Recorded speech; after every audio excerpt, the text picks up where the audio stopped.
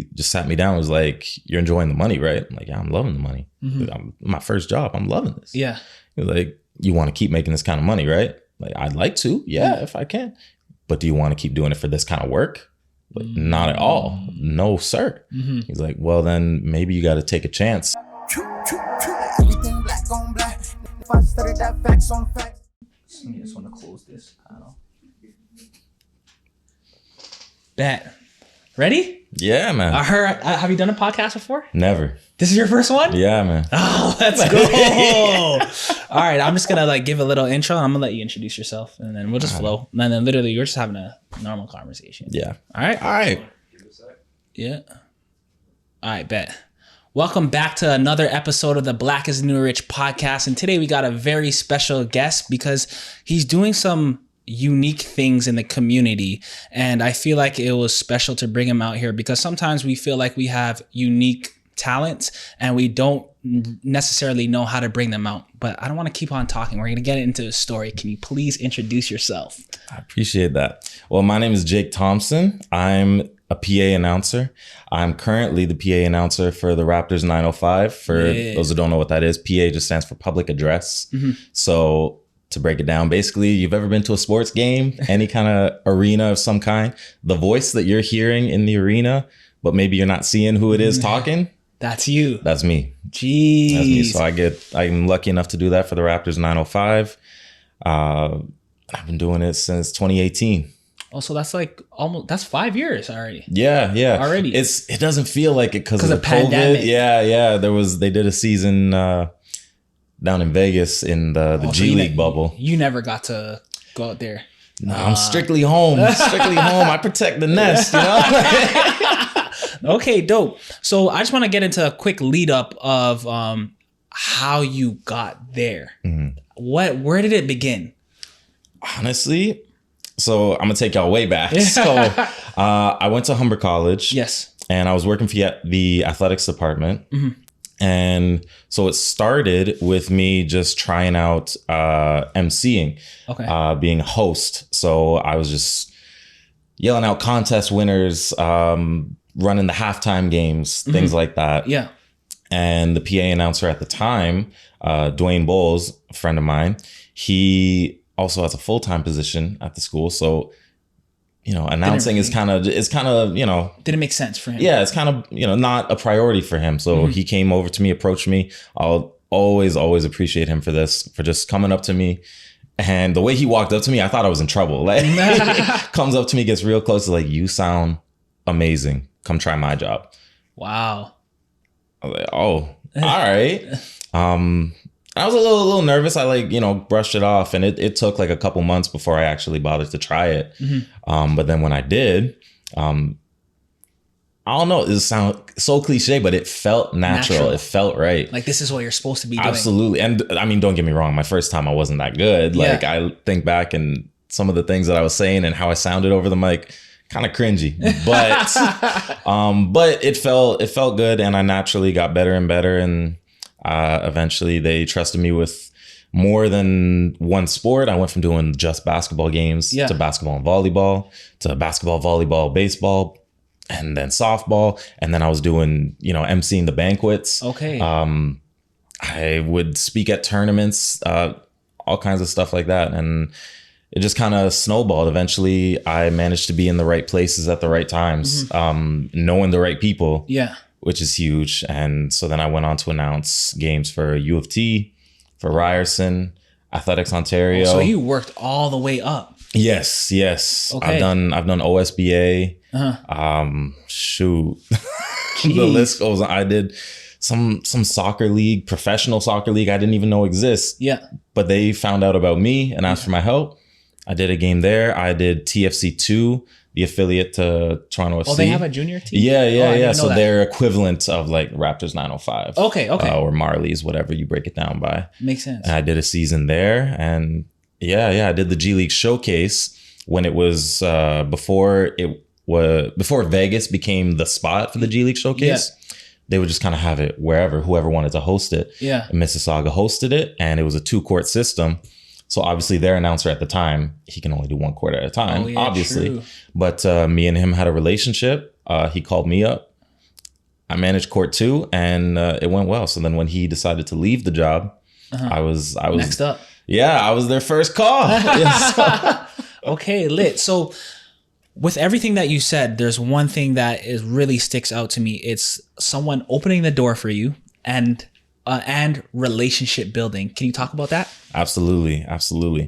Honestly, I think it's so crazy. And one of the reasons I honestly respect you and this podcast is, this is kind of a tangent, but I find Black folks, we're so quick to say we want to see other Black folks succeed. But how often do we do the work to help other Black folks succeed? Which is why I respect Thank you. what you do here, what you guys do here, bringing people on and, at least giving some kind of tools in some way. So I really respect that. Thank you. But yeah, I find wherever I'm working, no matter what I'm doing, whether it's PA announcing or whatever else, whatever other endeavors I may be doing, I'm not trying to half-ass it. I want to build relationships. What if you don't have relationships? Then what do you have? What's the point? I know some people who work miserable jobs, but they love it because of the people they work with.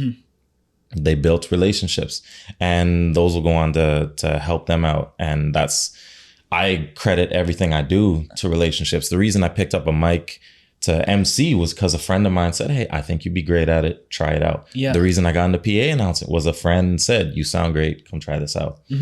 And I think that's been so important to my career. And like I said, I can't repeat enough. I credit everything I'm at because I knew the right people. I was, not just knew the right people. I was friends with the right people. Yeah. Those are relationships that I really care about. So that brings me to my next point, because I know maybe you felt this too, but sometimes when people network, it feels real disingenuine. Like they just want you for like your contacts or maybe what you can do for them. And it just seems fake. And you just said like they were your real friends. How important is to be genuine to cultivate a relationship? I think that's huge. Because we're all, as humans, we're all very intuitive. Yeah. I know when you actually want to speak to me, when you actually want to build something. Yeah. So I think that's the most important thing. The way I personally go about it is I consider myself a genuine person. I am someone who has a lot of energy. I've seen it. I've seen it. I like to think I'm very approachable. So why would I turn that off? Why would I alter that? I just bring that to every encounter. I honestly, I mean, we could probably, if we're being real, we could probably count on our fingers how many times you and I have actually interacted. But I don't know. In my mind, Corey's the guy. That's my boy, you know? But that's just because we approached each other like that. Yeah, exactly. We didn't try to look for one thing or another or even out ask, of one another. What do we do? How do we do it? Like it wasn't that type of thing from the jump. So I think that's important too. Yeah, absolutely. If you're a genuine person, then be a genuine person. If maybe you have trouble being your genuine self, maybe, we all have some things we got to work through. If you have trouble with that, then start small, build a relationship. Don't look at, the LinkedIn account as the pipe dream. You know what I'm saying? Yeah, exactly. Work on the first step, get to know the person. What's your name? Yeah. Can we talk? What are you into? What brings you to this place, this event, And then go from there. And that's, absolutely. And that's the way I go about it. I want to make a friend first. Exactly. And then even the second step, what I think is personally important, when I have a genuine connection, I'm always looking like, how can I add value to this person's life? Absolutely. And I feel like that is so important, or that's what fulfills me, to be honest. Like, how can I add value? And then I notice when I bring that type of energy, then like an array of opportunities come from that. 100%. 100%. I think that's so pure. And I think that's what everyone needs, some level of that. We can't step into each other's lives and change everything right away. No, exactly. But, if I can see that I did something, in a simple conversation, I made you laugh, then I think that's huge. That's huge. 100%. So another thing that stuck out to me is that when you first started, you said that you weren't as good and you're cringe, right? So I want to know, as a PA announcer, like, how do you work on your game? Honestly, that's a good question. Well, the first thing is literally like anything else in life. Yeah. You get better at something by doing it. Okay. What was I going to gain by, sitting there twiddling my thumbs and just hoping the next time I get on a mic, I sound good? Yeah. that's not gonna do anything. I just got to keep doing it and keep, you know, I remember it wasn't like game 1 I was and then game 2 I was good. Yeah. You know, like It took you a while to get there. It took a while. And another part of that is observe people better than you. Mm-hmm. So Herbie Kuhn, the announcer for the Raptors, he's been announcer for the Raptors since they started in '95. If you know anything about Toronto sports, like half Asian? He's half I believe Asian? so. Yes. Yeah, okay, yes. I know who you're talking about. A legend. Yeah. Legend. If you know anything, you know he's that guy. Yeah. So yeah, obviously he's someone who, whenever I would go to Raptors games, I observe him. What's he saying? How is he saying it? When and where is he putting energy? Mm-hmm. You know, does he say things with a rhythm so that it sounds a little more pleasing to people's ears? You know, these are things that you're taking in. And obviously that's like the pro. Yeah. There's obviously the people around me. The person who I took the PA job from at Humber. I obviously took in everything he did and how he did it. And he was very good at you know, coming over to the table and giving me little pointers, little hints like, hey, you're doing a little bit too much here. Hey, you're not doing enough here. And being able to take that, you know, these are all people who were better than me. Yeah. So instead of just being in my own head about like, I got to do this my way. Yeah. You got to do it your way. Yes. But it doesn't hurt to take notes, you know, and just get educated. How are you doing it? And how can I take that and make it my own? Okay. Interesting. So then what makes a great PA announcer from a good one? Well, I think the first thing that everyone thinks of is you got to sound good. And obviously, if your voice isn't nice to listen to, then obviously. Yeah. But that's the very, very bare bones of it. Yeah. So I want to break that down. I want to know like what goes into it. Yeah. Like what I think, what I think makes me pretty good at my job is the fact that I can read a crowd. I can read a moment. Okay. So in a basketball game, for example, it may be first quarter, 7 minutes left. To most people, that's an insignificant, I'll get excited in the fourth quarter. You know what I'm saying? Mm-hmm. But if it's a big play from a big player in a big moment, let's just say, for example, with the Raptors 905, Reggie Perry, who's kind of like our big dog right now. Yeah. It's early in the first quarter and he gets a steal. And he goes down court, and then someone, the defense gets on him real quick. You're like, okay, that's the end of that. But then turn away jumper. Yeah. That's Reggie Perry. Yeah. I would be the fans love him. I would be a fool not to hype that up. Okay. Not to say I won't hype it up I was going to hype it up regardless, because that is my job. Yeah. But, because of who it is and the significance of that and what he means to the fans. Yeah. I'm going to put a little extra on it. Okay. Just like if there's a Canadian player on our team, during the starting lineups, when I'm going through them, from Delano, for example, from when I say from Rexdale, Ontario. Oh, yeah. You make sure you put the sauce on that. Because people hear Ontario, even if they don't know him, they hear Ontario and they lose their mind. Yeah. So it's not just, from Rexdale, Ontario. It's from Rexdale, Ontario. You know what I'm saying? Like people want that. It's like, a Canadian is on our team? That's crazy. Yeah. They get super amped. So it's a long-winded answer. I, read people, read a moment, read the crowd, understand the significance of a moment. Okay, amazing. I think is what makes a good PA announcer, a great PA announcer. Also, too, you talked about mentorship from the guy that gave you the job, right? Mm-hmm. And I'm always talking about like it's very important to find a mentor, and you don't even have to know them these days, because I've considered myself like I have online mentors. I know them, they don't know me, but it's all good because I get so much game from them. How important is that for you?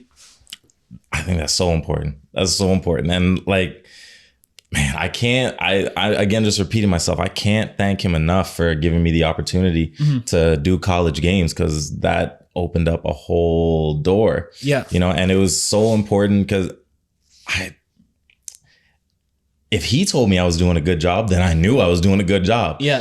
Like my friends, family, people in the crowd say, hey, you sound good. You're doing good. And that's good. But, it's almost like to know that he approves of what I'm doing, that felt great. That feels great. And his pointers, his advice goes a long way, because he's been there. Yeah. You know, like the best teacher is experience. Exactly. Absolutely. And even now, you know, he's kind of moved on. We don't really talk as much anymore, but now Herbie is a really good mentor to me. And just like you said, I don't even know if he considers himself a mentor to me. But I consider that's him the a mentor. Raptors one. Yes. Okay, yes. so you guys have a relationship now. Absolutely. Yeah. Yeah. Amazing. We've talked a number of times. We're both Humber alumni. So like, you know, go Hawks. Okay. And so we've met up at some events. He's been at 905 games. I've been at Raptors games, and we chat. I've been lucky enough to sit with him for games and shadow him and just see how he does it. How does his process differ from mine? And like I said, I don't know if he considers himself a mentor to me, but I'm taking notes of everything he does. And I've even now at this stage in my career, I've been doing this for years. I'm still implementing some of the things that he's taught me into how I do my job. Okay, amazing. So another thing that you said that really stuck out to me was it was important to get judgment from the people that are actually doing it, than opposed to like your family and friends were maybe a little bit biased. And I can relate to that so much. Yeah. That's why some people think I'm hard on myself, but I'm comparing myself to like the greats. Yeah. So how do you differentiate the two? Because I think it could get confusing sometimes. Oh, absolutely. Absolutely. And no, that's huge because it's so natural. We're going to want our friends' approval first. Yeah. Because, you know, my boys, I love them. You know, my mom, I love. It's nice to know my mom likes how I sound when she's at games, you know? But it's, like I said, experience is the best teacher. And as much as I love hearing it from them, to know how I'm doing from someone who's experienced or maybe not even experienced, but has been around and knows a thing or two. Okay. You know, that is super important. And that's not at all to put down your friends or family. No, not at all. That means the world. That's at the end of the day, that's a love you're not going to get from anyone else.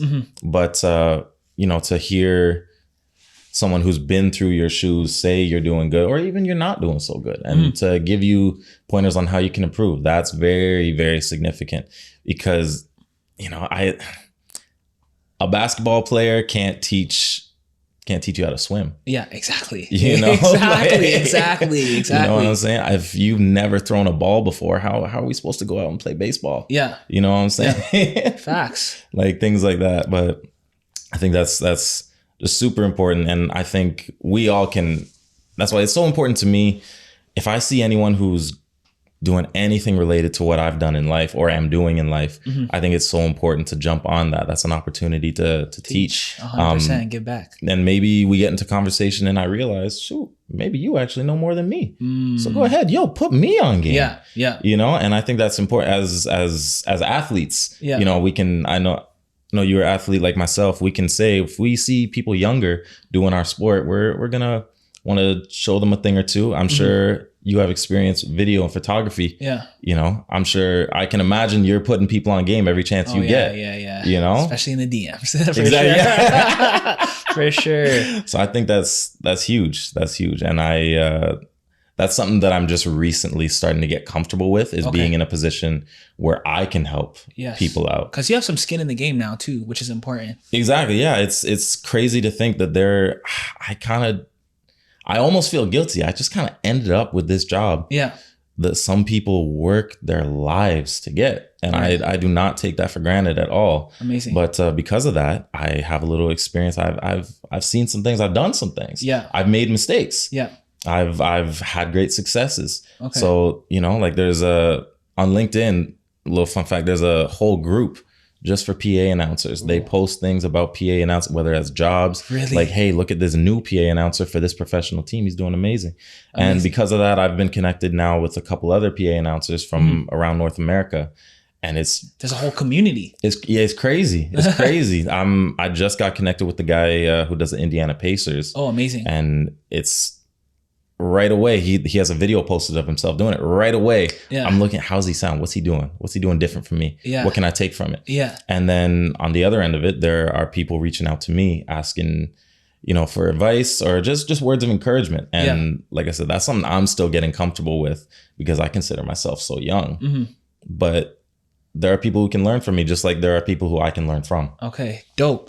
So with a PA announcer, right? Is this some like when you get to your final form? Actually, before we get into the final form, I want to talk about some of the mistakes that you've made, because I think it's important for people to hear the type of mistakes that you've made and how did you bounce back? 100%. I made some mistakes. I've had some F ups. But how? Like what is a PA F up? Like saying someone's name wrong? Well, those are big. You definitely, especially at the professional level, which I'm at now. It's if you say a guy's name wrong in college, it was the player may get a little upset, and maybe there's parents in the audience. The parents may get upset, which is obviously a huge deal. You don't want that. You don't. I never want anyone to be upset. But at the professional level now, there's comms people, there's journalists, there's and they're all listening. Yeah, and there are some people who are relying on me for a proper pronunciation. I don't even think about all that. Exactly. Like, oh well, how do you say this player's name? This is there's a lot of foreign players. Sometimes spelling doesn't match up with what we're used to in Canada. And there may be someone who's saying, I'll just wait till the PA announcer says it. He'll I'll go off whatever he says. So like, I can't do that. But grand scheme, those are smaller mistakes, relatively speaking. I can think of. I think my worst one was when I was in school doing things for Humber College. I won't say names, but there's a basketball player, arguably the best basketball player has ever passed through the school. One of the best athletes to ever pass through the school. Anyone from Humber who's listening will know exactly who I'm talking about. Okay. You may know too, but this player was being inducted into the Hall of Fame, and I was responsible for giving the speech. And it was nothing more than just a lapse in my brain. I'm reading through the script, and I don't know how I did this. Again, just something in my brain just messed up. There was a whole paragraph that I just skipped over. And that was the part that was like, so essentially 3 paragraphs here. There's like, this is who the player is. This is why we're about to put them in the Hall of Fame. Welcome to the Hall of Fame. And so I just said, this is who the player is. Welcome to the Hall of Fame. Welcome to the Hall of Fame. And you know what's crazy? I didn't realize I made that mistake till like a week later. I don't know. So no one checked you on it, or? Unfortunately not. No, people didn't know how to say it to me. And you should have just said it to me. But I can remember being in that moment. I was standing at the podium reading, and I'm looking around, and people look awkward and weird. But you're not knowing. And people are just weird and just awkward. And I'm like, all right, because we got a whole audience there. This is right before a game too. So there's a whole team here. And like, okay, let's do this thing so that we can play the game. And people just, slowly moved, pulled out the banner of the player and whatever. And we took pictures, and it was good. We went on with the game. But when they finally told me, they're like, yo, you fucked that up, right? I'm like, what do you mean? So that's probably my biggest mistake, just because the player was also a friend of mine. So I'm like, damn, yo, my bad. And so that's a big one. And as far as how I bounced back from that, honestly, it was right before a tournament that this happened. So I just went on with the tournament and just did my job. I wish I gotta keep it moving. I wish I could give you more of an answer than that, but I just got to keep on going. I know that I messed up, and I know that I have a whole resume of good work before, and I have a resume of good work ahead of me. So I just got to keep on going. I know what I've done, but if you know me, you know that this was a one honest mistake. You know that this isn't what I do. If this was a more regular occurrence, then you could be super upset. Absolutely. Then maybe it's time to talk about my position and But absolutely, that's if you know that the mistake you made is a one-time mistake, one-off mistake, then keep it moving. What reason do you have to dwell on it? True. Okay. So I have a little bit of a selfish question. So me coming into podcasting space, like it was super nerve wracking for me because I'm so used to being behind the camera. So being in front of the camera was like, holy shit, like this is a lot for me, right? So at first I would stutter a lot, or I would kind of trip up on my words. And obviously you're a fluent communicator. What advice would you have for someone like me? Yeah. Or someone that wants to get in front of the camera that may be feeling a little camera anxiety, shy, but they actually have a lot to say from within. Yeah. And that's a good question. What would I say? I think the biggest thing is you're talking to you. That's it. I'm making eye contact with you. There are cameras here, but essentially I'm talking to me. What do you mean by that? Like you're just hearing your own voice right now? Yeah. At least I've gotten to a point where I can speak to other people.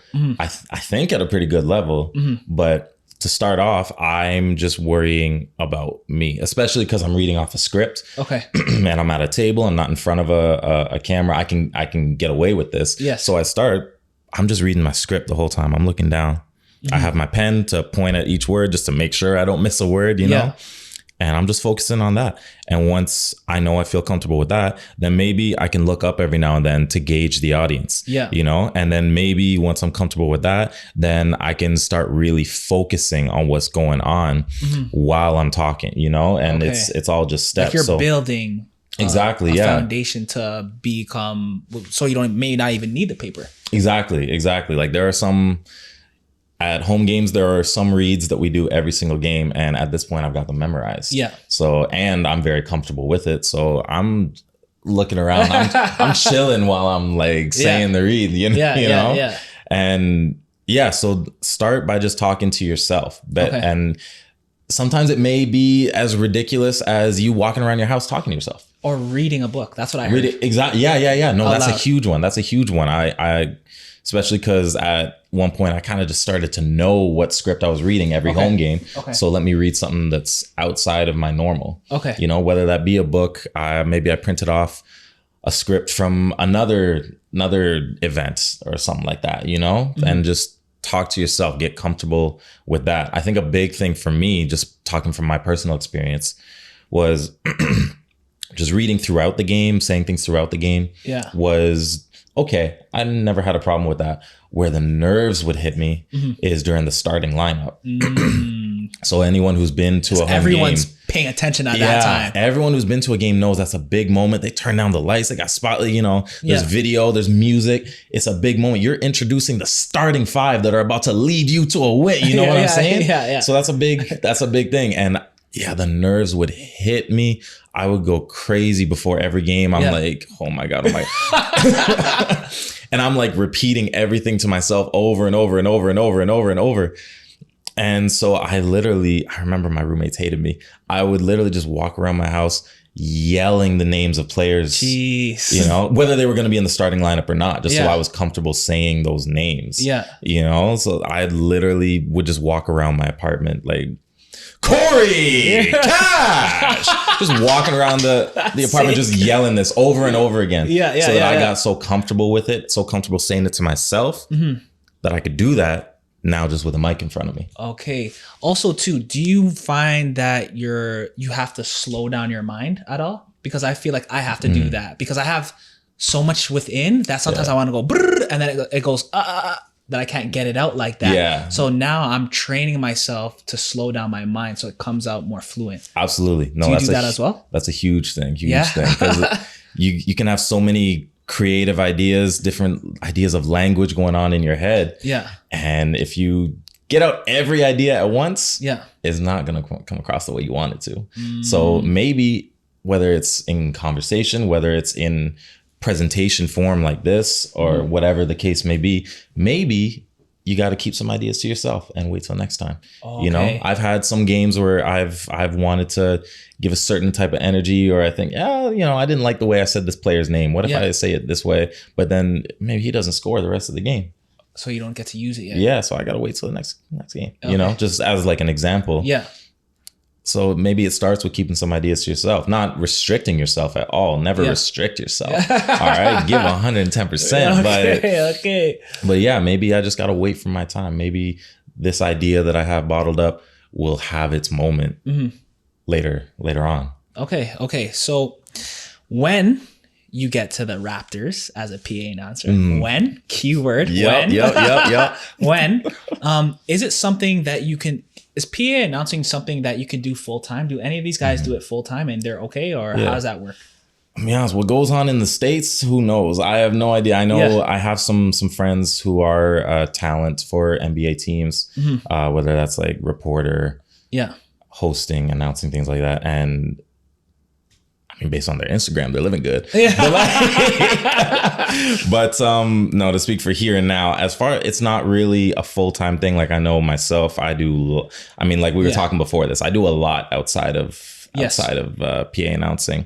Herbie does a lot outside. Oh, really? PA announcing. He stays busy. What sorts of things does he do that you know of? He's big on adventure. So whether that's, and he takes his religion very seriously. Okay. So he'll sometimes just go places just to spread the gospel. Okay, so it's not really business related or sometimes it is. Sometimes it is. He's worked very closely with the Argos. He has a good relationship with them, even like off the microphone. Yes. And he does work for them. I'll be honest, I couldn't tell you exactly what he does, but I know it's one of those things where I know he stays busy because you're always moving around. He's never in the same place. When I look at his Instagram, I'm like, what mountains? Like there's no mountains in Toronto. Where are you, bro?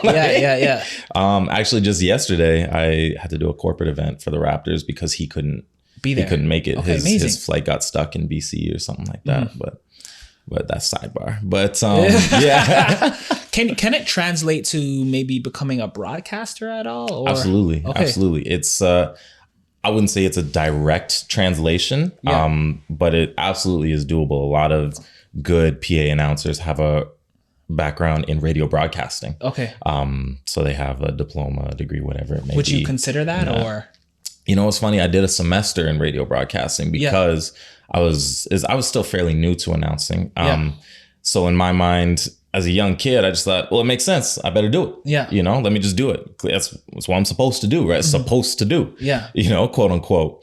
I did a semester and I realized it just wasn't for me. And I thought maybe this is a talent that I'm just going to do on the side. And ride the wave. Yeah. I've been doing good with it. I've been meeting the right people, going to the right places. So why press, you know, why press something that doesn't feel like it's really for me? Not to discourage anyone from radio broadcasting. Seek education. You know what I'm saying? It's a good program, very good. You learn a lot about production. That's where I first got familiar with sound editing software. Yeah. And I love playing around with that now still. But I just found it wasn't for me. It wasn't fulfilling. Yeah, it wasn't quite what I saw myself doing. Because sorry, not to cut you off. Yeah, no, of course. Let's talk about that because I feel like some people, they get into things and they feel so bad about pivoting. And I'm a master pivoter. If I go into something and I can honestly say, you know what, I don't know everything about what I've went into, but I know enough to say, this is not for me. Talk me through that and through your thought process of saying, you know what, let's wrap this up. Because I feel like sometimes people stay a little bit too long. Yeah, no, absolutely. And that's so true. Like I said, I went into the program because in my mind, it made sense. It felt like what I was supposed to do, not really what I wanted to do. True. And so eventually I reached a point where I was like, you know what, this isn't doing it for me. And I still love announcing and I still have the opportunities to do it. Yeah. It's not like if I leave this program, I'm shutting down my career. Yeah. So, do it. So let me just, drop out while I can. I changed programs because I still wanted to be in school at that time. But yeah, as far as pivoting, for me in my life, it's always been about what do I enjoy doing. One of the best pieces of advice I ever got was from my uncle. I remember he just sat me down. We were working. He got me my first job working at a factory with him. Nice. For a 17-year-old kid, it was good money, but it wasn't good work. Yeah. And I remember he just sat me down and was like, you're enjoying the money, right? I'm like, yeah, I'm loving the money. My first job, I'm loving this. Yeah. He was like, you want to keep making this kind of money, right? Like, I'd like to, if I can. But do you want to keep doing it for this kind of work? Like, not at all. No, sir. He's like, well, then maybe you got to take a chance on making less money somewhere else by doing something you enjoy. Wow. You know? And so one of my biggest things through that stuck with me. I was 17 years old. I'm like 28 now. That's stuck with me. Yeah. Take chances, take risks if it means you're going to enjoy yourself, if you're going to be fulfilled more. And so that's, as far as pivoting, that's the way I see it. I don't even know. I don't know exactly how to articulate my view of it, but I just know if I'm going to do something that I'm going to enjoy, then maybe it means leaving this good education. Maybe it means leaving this good paying job. Maybe it means leaving this good opportunity for something that I know I'm going to feel good about doing later on. I 100% agree, because honestly, I didn't graduate at Sheridan. I went into Sheridan taking ECE. I started with General Arts and Science. General Arts, of course. BS. And then I took ECE, right? Dropped that, didn't like it. And then at the time, there was a program called Community Outreach, which is not even a program now. So imagine if I graduated from it. Yeah. No one would know what that is. That's interesting. And then I went away to Newfoundland for a bit to hoop, and I was taking sociology. Didn't finish that either. So all these things, I'm like, this does not feel like me. I can't do this. And I'm not a school person as well. So then I came back to Sheridan for my last year, and I took business finance. I did like it, and I did learn a lot, but I was at the time in my life, because I was like 24-ish, going on 25, that I'm like, I don't want to finish this program.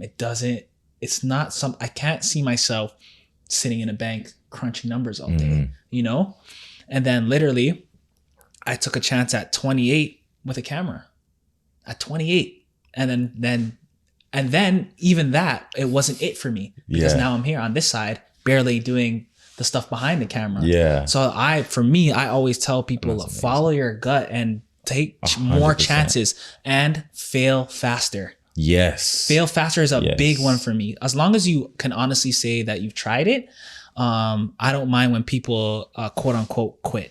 Yeah. No, 100%. You feel the same, or 100%. I think if you failed at something, then maybe the next time you try, that will be the success. Maybe it's setting you up to find something bigger and better. Exactly. Bigger and better. And I thought I really enjoyed being an MC, being a host, and running games and having the camera on me. Yeah. And don't get me wrong, I'm not shy to it at all. I will still jump in events and do that. But I found when I was sitting at that table and maybe eyes weren't on me and people didn't know that was my voice. Yeah. You just didn't care for it. I was like, but maybe I'm not getting what I thought I wanted. Yeah. But I love this. Yeah. I love this. Yeah. Okay, dope. So for the people that have unique talents, I would consider yours as a unique talent, like not an everyday thing that you hear a PA announcer, like you don't hear that often. When I ask you what talents you have, it's not one of the first things. It's not one of the first things that you think of, but I do think that a lot of people think they have a unique talent and they don't know how to necessarily bring it out, or they maybe have anxiety or shyness to bring it out. What would you say to them? Well, the first thing, before you can even think about jobs, careers, any of that, first thing is, again, gonna sound kind of cliche, corny, but feel comfortable with yourself. If you have this talent, you don't have it for no reason. Yeah. So enjoy it. Make some fun out of it. Like I used to always just walk around my house just messing with my siblings by just putting on funny voices. I love doing impressions, doing silly things like that, just having fun with friends, so why shy away from it? If it's you, then it's you. So that's I think the first thing. But as far as feeling comfortable bringing it out, definitely look into it. I think you'd be surprised. Maybe do some research. I didn't know when I first started that PA announcing was something I could make money off of. Yeah. I had no idea. Yeah. And then even when I knew I could make money, I had no idea the kind of money I could make. Really? When I first decided I wanted to offer my services to whatever company, organization, event wants to hire me. Yeah. I think it was stupid. I had no concept of money at all. Yeah. And that was one thing that my mentor at the time, he didn't really have much of a concept of either. So that you're just winging it. Yeah. So I think I started with like, you know, if I'm at your event, then, you know, $16 an hour for me being at the event, which is way too low. That's way too low. That's way too low. Yeah. I look back now, I'm like, what? Yeah. Where did you come up with that number? Yeah. But all I knew was hourly pay. I didn't know that I could be paid a chunk of money. How are you paid, if you don't mind me asking? Yeah, most times it's through an invoice. Okay. So is it like a series of games that you're paid for? So for games, yeah, I break it down into, or me and the talent manager who manages PA announcers, hosts, mascots, and dancers. Yeah. Breaks it down by month. So every game that I did in that month, I'll just list on the invoice. Okay. Send that into them, and then they pay me on their payment date. Do you set your rate, or do you guys go through a For negotiation? MLSE, they set the rate. Okay. That's the biggest sport organization in the world. Like, I can't really, you know, like it's on their terms. Yeah. But outside of that, yeah, whenever I'm just getting work from anyone else, I set my rate. I guess the MLSC can be like your base rate kind of thing. Yeah, I think I said I had a relationship with the old 905 announcer. Okay. So I filled in a few games for him before, and even the money they were paying me just to be some no-name backup. Yeah. When I saw that, that's when I realized like, oh, like this is a talent that people want to pay money for. Yeah. So then that's when I started to open my eyes, and I'm paying attention. And, you know, as far as the other talent that I'm around, mascots, dancers, hosts, those who are comfortable discussing it, I'll ask, you know, what are you getting paid here? Yeah. What are you getting paid for outside events? Yeah. And, you know, have these conversations. Not everyone's comfortable with it, but those who are, I think we should be more comfortable with it, because I feel like it brings our value up. 100%. You know, 100%. No, I always thought it was weird that people are so uncomfortable talking about money. You know, I mean, don't get me wrong. I'm not going to sit here and brag if I'm broke. Yeah. But like, yeah. But yeah, no, I always thought that was a weird thing. But yeah, so those who are comfortable with it, I have those discussions. Yeah. And we'll talk forever so that we can figure out, maybe I can let them know what their worth is. Maybe they let me know. I think that's huge. So for people who have like kind of odd talents, I say look into it. Mm-hmm. Do your research, and maybe you'll see, maybe there are people making good money for what you're doing just for fun, you know? And even if you can't really come up, even if these aren't numbers you can just Google, you know, then, you know, just try your luck. Say to someone, hey, I can do this at, you know, I don't know, maybe you're a balloon twister. I don't know. I'm kind of making things up, but like maybe you're a balloon twister. Just tell someone, yo, your 10-year-old's having a party. Yeah. I'll come twist balloons. Yeah, like how about this number, and I'll be there from 1 to 5. Yeah, you know, see how it works, and then maybe for the next time push the envelope a little bit. Yeah, you know, that's what I've done, and for myself, and like I said, even now, years in, I'll still be surprised at what some companies are willing to pay me to talk over a microphone. You know, which is, if we're like breaking it down, being very simple, that's all I do. Yeah. I have a half decent voice. I talk on a microphone. Jeez. Are you still pushing your envelope between, as far as like, prices? Whenever I can. Yeah. Whenever I can. Because you don't want to be too much, right? Yeah. Oh, of course. You don't want to be too aggressive. But one thing I've learned is, you know, state the higher number first. Yes. And then if they really want to work with you, they'll come to a compromise. Mm-hmm. They'll come to a compromise for sure. Okay. Because if as far as like we keep saying that this term unique talents, when you have unique, odd, unknown talents, then you could set your price. Yeah, there's a lot of people, you may be at their event, but they don't even know what they're willing to pay you. Because it's so unique and it's so uncommon. Exactly. One of the weirdest jobs that I did most recently was I was asked to be at a college graduation. Mm-hmm. My job was simple. I sat backstage so no one saw me. Yeah. I had a mic, and I was just given the list of names of graduates. All I had to do was say the name of the graduate as they came across the stage. Wow. That was my highest paying job so far. Really? So in my career, that is the most I've been paid out. And don't get me wrong, I was there for a day. It was roughly like 1,000 names. Yeah. But you're chilling in the back. Exactly. I didn't I dressed nice, but I didn't have to. Yeah. But yeah, they gave multiple thousands to me.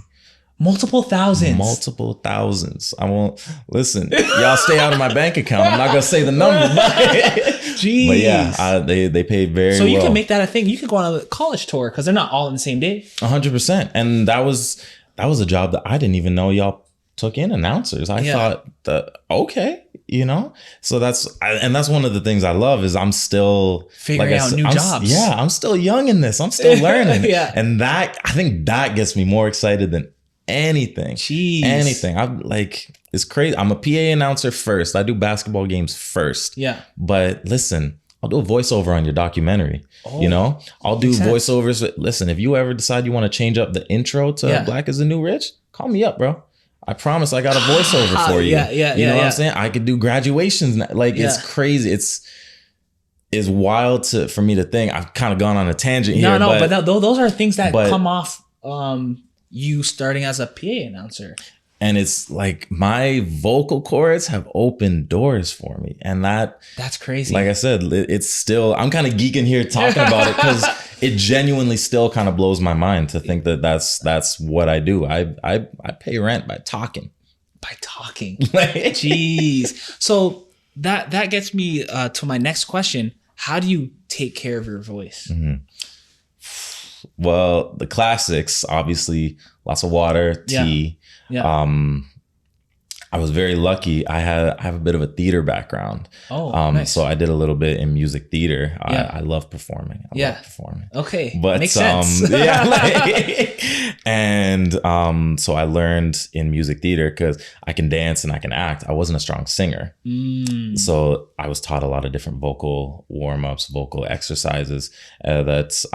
It's not like I'm doing them, every night before bed. But, if I know my voice is feeling a little crackly and I got a game coming up, then I'll do a couple of those just to loosen things up a little bit and make me feel a little more comfortable hitting different volumes, different octaves if necessary. Okay. And yeah, definitely just being mindful. Yeah. I think another big thing is I can't stress enough to not restrict yourself. But with that...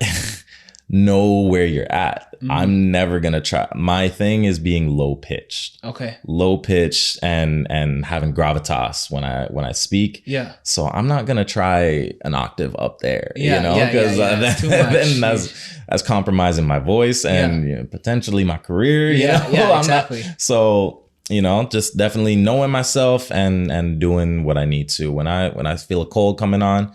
Bro, tea and honey is all I drink. Literally, this is what powers your life right now. 100%. 100%. So you gotta take care of that. Yeah. So, and I think that's no matter what, the same way basketball player, same thing. You got to take care of your body. The same way all athletes got to take care of their body. Yeah. That's what's fueling what you're doing. So I gotta take care of the voice box. Yeah. It actually it reminds me because something that stuck in my head is that someone said, and I don't exactly remember where I got it from. They said Oprah made $1 billion off of asking questions. And that's what inspired me. So I'm like, geez, the better questions I can ask, I'm climbing up that ladder too. Cause she made $1 billion off asking questions. 100%. That's crazy. Right? When you really think it's bare minimum. When you put it like that. Yeah. And I get, but I get that now that you say that, I get that. That makes sense. This is like the same way I'll be very simple and just break it down as, I get money for talking. On a mic. I pay rent by talking. Jeez. Jeez. So I get me and Oprah, man. Okay. All right. So these are 2 questions that we ask everybody on the show. And to be honest, you kind of answered this earlier unexpectedly, but I'm going to ask you for another one. So at first, we want to know what's the best advice that you received and what's the worst advice that you received. I did answer that. Okay. But you know what? I've been lucky enough to have good people who have given me a lot of good advice. So I got more for you. Okay. So one good piece of advice I got was state your price up front. What do you elaborate on that? Because that's big for like creators too, right? Yes. So in the context that happened, so somebody called me up, and like I said earlier, like this wasn't me making this up. He got me to do a voiceover on his documentary that he put together. Sick. He's like, I want you, and do you know any female? Do you have a female voice? Yeah. And I thought of someone right away who has a good friend of mine who's gone on to do great things with the Memphis Grizzlies. She's super talented, super amazing. Dope. So I called her up. I was like, yo, I thought of you. It kind of has a basketball focus. I thought it'd be a cool opportunity. This was early on in my career too. Yeah. But she was a little more experienced than myself. But we both agreed it was a good opportunity for both of us. We thought it'd be cool. And then so we go to his place to record. We're doing things, and then just in casual conversation, the gentleman says to us, like, yeah, this is going really well, man. I'm so happy you guys could be here. And if we make any money off this, I'll make sure you guys get some. Ooh. And then we both looked at each other like, whoa, what? You're not getting paid for this. Yeah. So I remember the car ride home. I was so apologetic because she's a professional. Like I said, she's been in it a lot longer than I have. And I said, yo, I'm so sorry. Like, this is all me. Like, I respect you. I respect your time. Yeah. I just felt silly, because I dragged you into this, you know? And she's like, no, it was still good opportunities. She was very happy to have worked with me, which honored. She said, like, listen, going forward, state your price at the beginning. Don't wait till later to say your price. Yeah. Because you could end up in a situation like that. And it's tough. The documentary everything was for a good cause. He was a good man. Yeah. Very, very good gentleman. So we were hands tied. We're like, let's finish this documentary. Charge it to the game. And get the hell out of here. Yeah. Jeez. Okay. So state your price up front. Okay. And the worst advice that you've ever gotten? And you don't have to say any names, obviously. Yeah. Worst advice I ever got. Like I said, I'm very lucky. I've had a lot of good people around me give me good advice. So I can't think of anything off the top of my head. But you know what? I will say I heard someone, one of my favorite professional athletes, so I guess it wasn't personally to me, but it's still advice nonetheless. Or they said, it was kind of messed up. You're a pro athlete saying this to people? He's like, go harder every single day. And then he explained what he meant by that was do as much as you can every day. And the reason some people may hear that and think that's good advice, the reason I disagree with that is if you're doing 100% all the time, burnout's gonna come. Burnout will come. So do enough to equal 100% in the long run, rather than doing that 100% here and now. Yeah. Okay. Dope. Is the way I think about it. Actually, I agree with that. Even though I'm super intense, you can ask Damien. Oh no, I think we all are. I think that's natural as grinders, as creatives, as former athletes. It's so natural for us to think that we need to go 100% all the time. You don't need to go 100% today. You need to do enough to equal 100%. And that's how you stay consistent too. I think consistency is more important than going 100%. 100%. Yeah, exactly. Exactly. And that's not to say ease up. Don't take your foot off the gas pedal. Yeah. But just know when you're doing too much. Know when maybe it's time to take a break. I did a lot of years in school. Yeah. and I went back to school. One thing, studying, just as an example of this. You're going to reach a point where your brain isn't working anymore. And I need to go out and I'm going to go for a run. I'm going to go grab a snack or something. Then I'm going to come back. I'm going to feel refreshed. This information is going to actually hit my brain. And resonate. Okay, go. So the last question, because on the show, we like to make predictions. So I want to say, Jake, he did say he was going to do that. Yeah. Where do you see yourself in 5 years? 5 years? In 5 years, I want the things that are impressive now to be the norm. Ooh, elaborate. To you or to everybody. I want it so that when I did my first 905 game, all my friends, family were geek. I was geeking. Yeah. I did this. I'm a professional basketball game. Yeah. And now we kind of talk about it. It's normal. it's the norm. Yeah. So I want doing Raptors games to be a normal thing. Yeah. I don't want to kick Herbie out of his spot. He's a legend. He's great. But he's been there since 95? But he's been there since 95. Jeez. Since the team started, day one. Yeah. I would like doing those games to be a regular thing. I would like making money to be a regular thing. I'm kind of at a point now where when I make this money, it's kind of like, damn, that's crazy. Yeah. But I want these accolades. I want the cash flow. I want the everything to be the norm. Mm-hmm. So then you can go into your next journey or whatever that is and just keep evolving. Exactly. There was, like I said, just going back through my career, there was a point in time where I thought I'd doing a college game. That's crazy. And then I did OCAA and I was like, oh, but I do this, but I can never do an OUA game. Then I did OUA games. And then I did OSBA prep games. And then I did semi-pro. Then I did pro. Then I got to do Global Jam this past summer. I did international. Wow. And it was crazy at the time. But now that it's all gone past me, I'm like, I could jump in at any time if you need me to do that. So I'm going to manifest something for you. What about? Let's go. Olympics.